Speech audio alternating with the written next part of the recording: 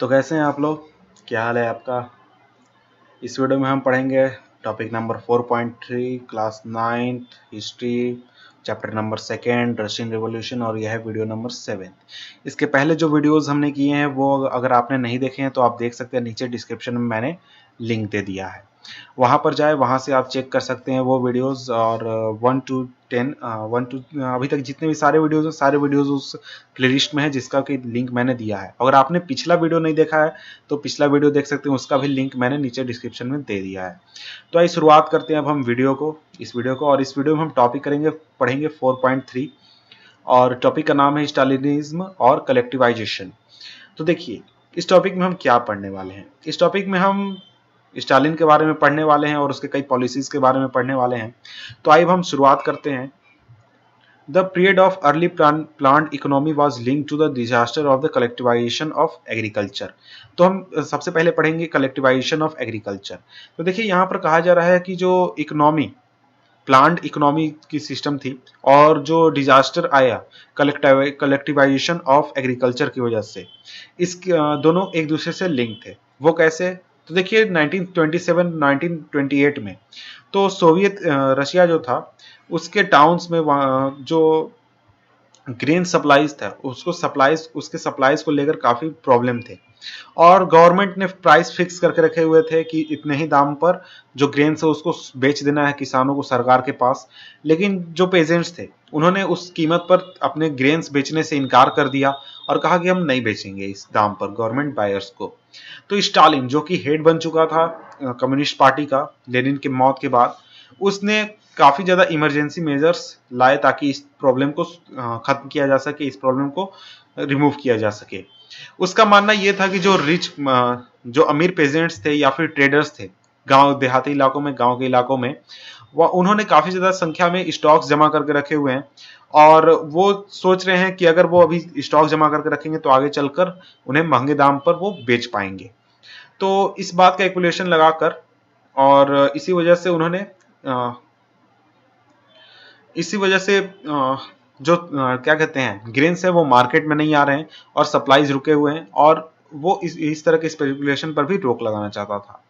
1928 में जो party members थे, यानी जो कम्युनिस्ट पार्टी के मेंबर्स थे, उन्होंने ग्रेन प्रोड्यूसिंग एरियाज में विजिट किया, वहां पर टूर किया और वहां की हालत को देखा और उन्होंने सुपरवाइज किया और उनके ग्रेन कलेक्शन सेंटर्स जो थे, और उन्होंने कई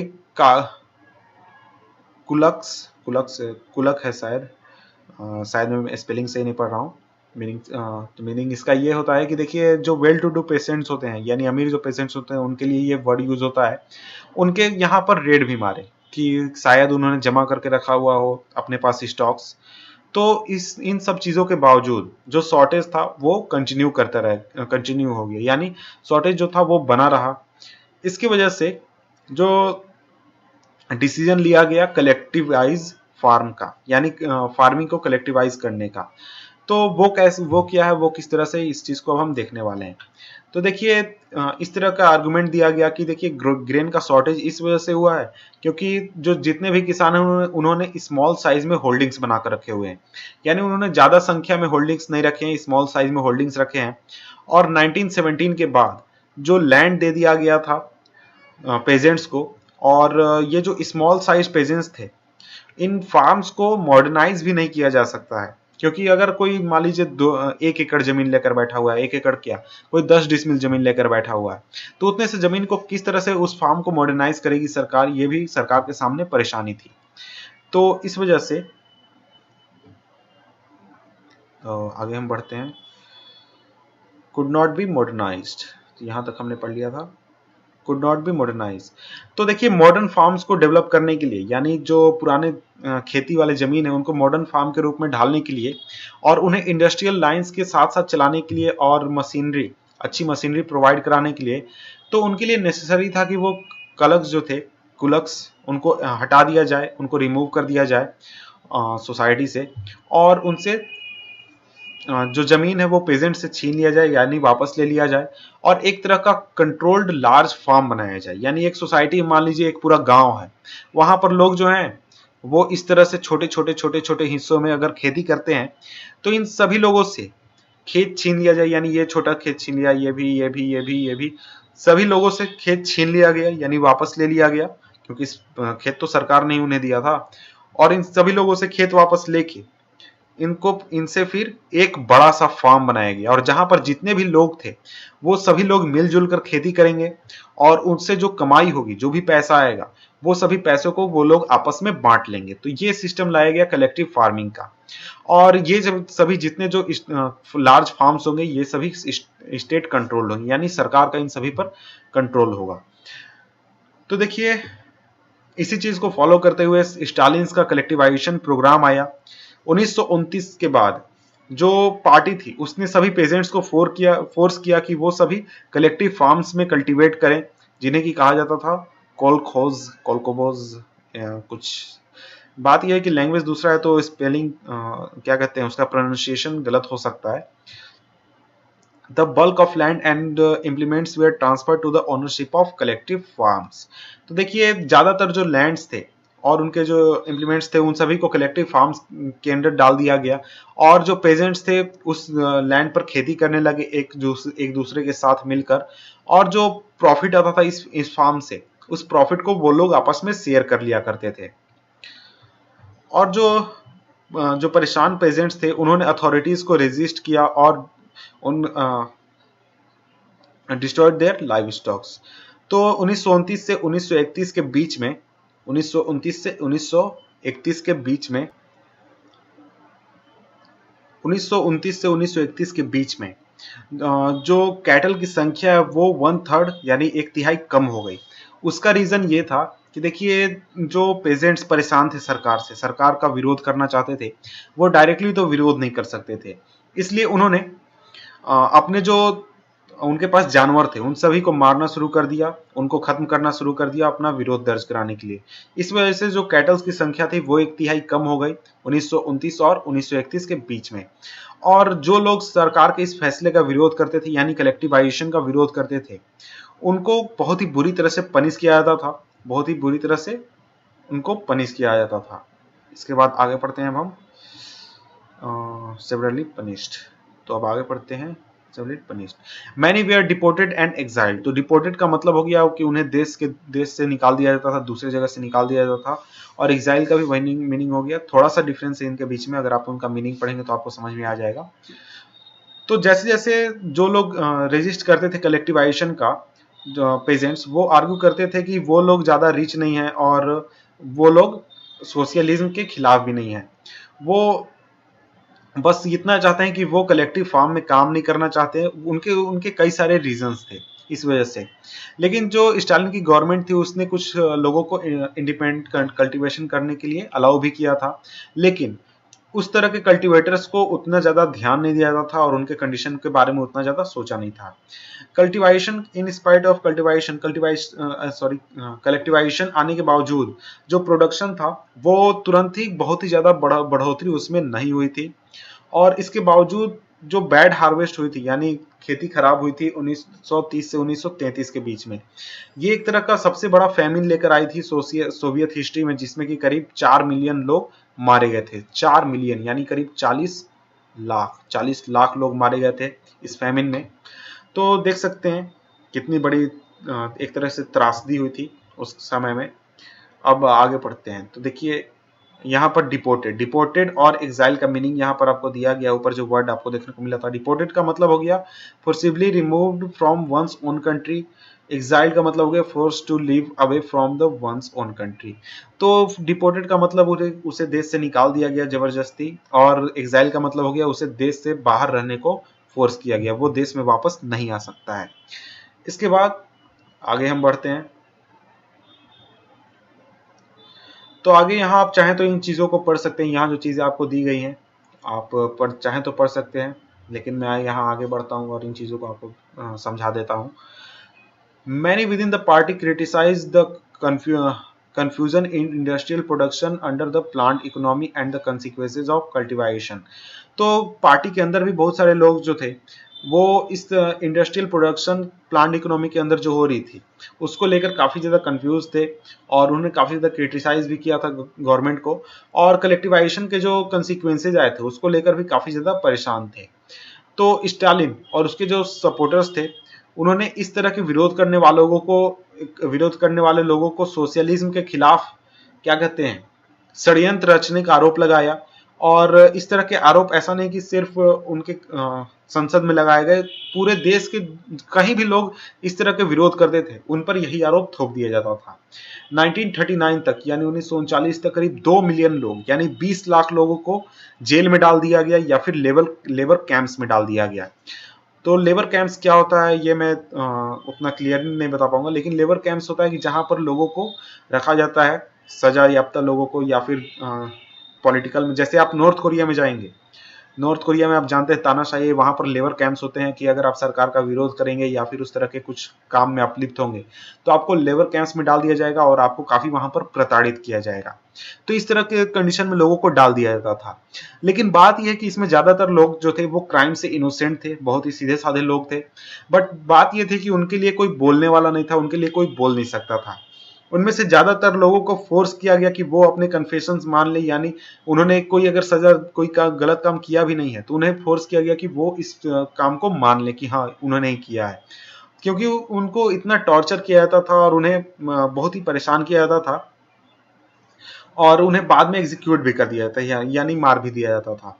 और इसमें से ज्यादातर लोग जो थे वो टैलेंटेड प्रोफेशनल थे, यानी अपने डेली लाइफ को काम करने वाले लोग थे और काफी प्रोफेशनल लोग थे। इसके अलावा देखिए ये जो लेटर्स लिखे गए, ये वाला लेटर और नीचे जो ये लेटर है, इसको भी आप पढ़ सकते हैं अपनी जानकारी के लिए। अब हम आगे बढ़ते हैं। आगे हमारा the global influence on the Russian revolution and the USSR, यानी जो रशियन रिवॉल्यूशन था उस पर पूरे ग्लोब का क्या इन्फ्लुएंस पड़ा और यूएसएसआर पर उसका क्या इन्फ्लुएंस पड़ा। तो देखिए जो सोशलिस्ट पार्टीज थी यूरोप में, उन्होंने पूरी तरह से तो बोल्शेविक सरकार का समर्थन नहीं किया जिस तरह से उसने सत्ता को अपने हाथ में लिया था और उसे जिस तरह से वो चला रही थी। लेकिन जो वर्कर्स स्टेट, जो सोशलिस्ट की एक बेसिक आइडियोलॉजी है कि कमजोर लोगों के हाथों में सत्ता, इस तरह की जो बात थी, वर्कर्स स्टेट सब जो है, उन्होंने लोगों के इमेजिनेशन को अक्रॉस द वर्ल्ड यानी पूरे वर्ल्ड में काफी ज्यादा फायर किया, काफी ज्यादा उन्हें इंस्पिरेशन दिया। बहुत सारे कंट्रीज में कम्युनिस्ट पार्टीज बनाए गए, जैसे communist party of great Britain, India में बनाया गया कम्युनिस्ट पार्टी। और जो बोल्शेविक थे वो कॉलोनियल पीपल, यानी जितने भी कंट्रीज में कॉलोनीज बनाए गए थे आपके क्या कहते हैं ब्रिटेन द्वारा, फ्रांस द्वारा और भी लोगों द्वारा, उन लोगों को कहा कि आप भी इस तरह के एक्सपेरिमेंट ट्राई कीजिए, इस तरह के चीजें ट्राई कीजिए ताकि आप भी आजाद हो सके या फिर आप भी खुद का देश बना सके। तो बहुत सारे नॉन रशियन जो थे यूएसएसआर के बाहर के रहने वाले, उन्होंने पार्टिसिपेट किया conference of the people of the east, यानी 1920 में ये ऑर्गेनाइज किया गया था, उसमें पार्टिसिपेट किया गया। और बोल्शेविक फाउंडेड कॉमिंटर्न, एक इंटरनेशनल यूनियन था प्रो बोल्शेविक सोशलिस्ट पार्टी का, उसमें बहुत सारे लोगों ने पार्टिसिपेट किया। और बहुत सारे लोगों को यूएसएसआर की communist university of workers of the east में उन्हें एजुकेशन दिया गया कि किस तरह से सोशलिस्ट आइडियोलॉजी चलती है, किस तरह से लोग इसके साथ आते हैं, इन सभी चीजों पर उन्हें सपोर्ट क्या कहते हैं एजुकेशन दिया गया। सेकेंड वर्ल्ड वॉर शुरू होते होते तक तो जो यूएसएसआर है उसने पूरे वर्ल्ड में एक सोशलिज्म को एक चेहरा दे दिया था, एक बहुत ही स्ट्रॉन्ग आइडियोलॉजी होकर वो एक उभरी थी और उसका एक वर्ल्ड स्टेटस बन चुका था। और लेकिन 1950 आते आते तक आगे हम पढ़ते हैं, इसको मैं क्लीन कर देता हूं फिर आगे पढ़ेंगे। Yet by 1950s, it was acknowledged within the country that the style of government in the USSR was not keeping with the ideal of the Russian Revolution. तो देखिए 1950 तक लोग ये मानने लगे थे कि रशिया के अंदर ही कि जो गवर्नमेंट बनी है, ये गवर्नमेंट यूएसएसआर में जो बनी है, ये रशियन रिवॉल्यूशन की आइडियोलॉजी को ही पूरी तरह से फॉलो नहीं करती है।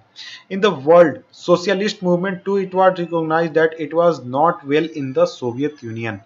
तो पूरे वर्ल्ड में भी जो सोशल मूवमेंट्स हो रहे थे उसे उन्होंने मान लिया कि देखिए जो सोवियत यूनियन में जो चीजें हो रही है वो उतना ज्यादा सही नहीं है, उतना ज्यादा अच्छा नहीं है। तो a backward country had become a great power, its industry and agriculture had developed and the poor were being fed, यानी एक जो गरीब देश था, बहुत ही गरीब देश, वो एक ग्रेट पावर बनकर उभरा था। इंडस्ट्रीज और एग्रीकल्चर वहां के डेवलप हो रहे थे, जो गरीब लोग थे उन्हें खाना मिल रहा था और लेकिन यहाँ पर बात यह है कि इन सब चीजों के बावजूद जो यूएसएसआर था वहां पर लोगों को एक बेसिक चीज नहीं दी गई थी और वो था फ्रीडम। उन्हें लोग क्या कहते हैं, आजादी नहीं थी। जैसे कि आपने ऊपर देखा कि जो लोग सरकार का विरोध करते थे उन्हें जेल में डाल दिया जाता था या फिर सजा दे दी जाती थी या फिर लेबर कैंप्स में रखा जाता था।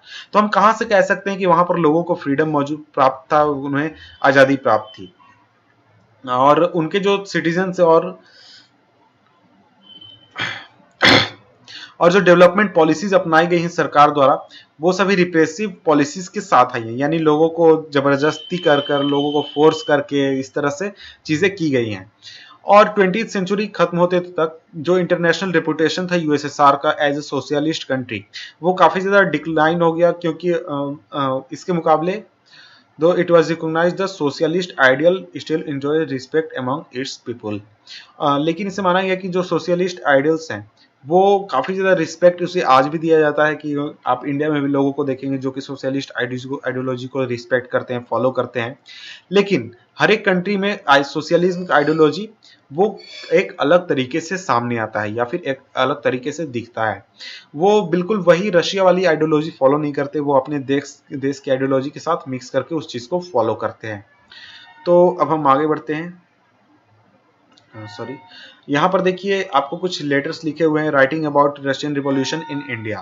तो इसको आप पढ़ लें, आपको नॉलेज देने में ये काम करेगा। इसके बाद एक लेख लिखा हुआ है यहाँ पर भी, रविन्द्रनाथ टैगोर ने कुछ लिखा था 1930 में, वो भी आप पढ़ सकते हैं। और यहाँ पर हमारा होता है चैप्टर खत्म। तो इस चैप्टर खत्म होने के बाद हम चैप्टर 3 पढ़ेंगे और आगे के चैप्टर्स पढ़ेंगे हिस्ट्री के। इसके अलावा पॉलिटी, ज्योग्राफी सभी बुक्स के हम चैप्टर पढ़ेंगे। तो मिलते हैं आपसे हम नेक्स्ट वीडियो में। आप नीचे डिस्क्रिप्शन में जाकर आप सारे वीडियोस को देख सकते हैं। सॉरी, डिस्क्रिप्शन में इस पूरे क्या कहते हैं चैप्टर का प्लेलिस्ट है। और आप हमारे चैनल के ऊपर प्लेलिस्ट सेक्शन में जाएं जहां पर आपको सभी चैप्टर मिल जाएंगे, यानी पॉलिटी के सारे चैप्टर, ज्योग्राफी के सारे चैप्टर। अभी शायद सभी वीडियोस नहीं बने हैं, कुछ दिन में वीडियोस बन जाएंगे, आप देख सकते हैं।